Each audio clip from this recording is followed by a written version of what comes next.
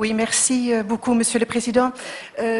Chers collègues, comme ça vient d'être dit par Madame la Vice-présidente, il est bien dommage que l'Europe n'écoute pas la réalité du terrain. Donc, comme disait M. Hansen-Kata, d'emblée, nous retirons bien évidemment cet amendement, car en commission, il a été expliqué à mes collègues que si nous déposons pas tout de suite, si nous démarrons pas le problème, nous perdons effectivement ces fonds et que l'Europe est bien intransigeante sur ce sujet. Mais cela appelle quand même des observations. Je lis un appel à candidature pour la mise en œuvre de développement local mené par des acteurs locaux en région Nord-Pas-de-Calais, Picardie. Je pense que tout le monde est très préoccupé à ce que les projets soient de qualité et aient une pertinence sur le territoire.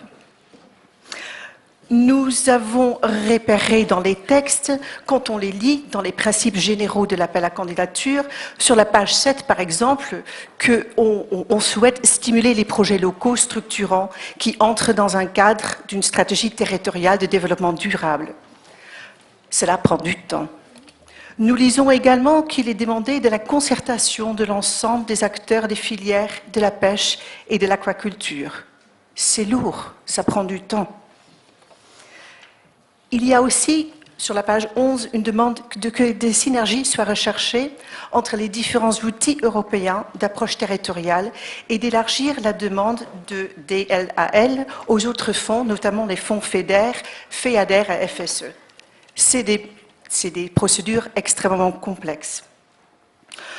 En résumant, le dispositif doit être promu auprès des acteurs locaux et des modalités complexes doivent être expliquées pour ensuite avoir l'émergence, ou espérer avoir l'émergence, de projets éligibles, mais aussi de qualité et pertinentes.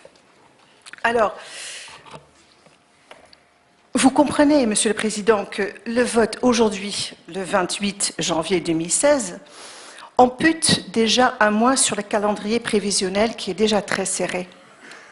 Je vous rappelle que le lancement de l'appel à candidature devrait se dérouler durant le mois de janvier 2016, que la date limite du dépôt de demande de soutien préparatoire est le mois de février 2016, que la date limite de dépôt de candidature est pour le mois d'avril 2016 et la date limite de sélection de candidature, je viens d'entendre le mois d'août, mais sur la feuille 22, il est bien écrit fin juillet 2016. Alors,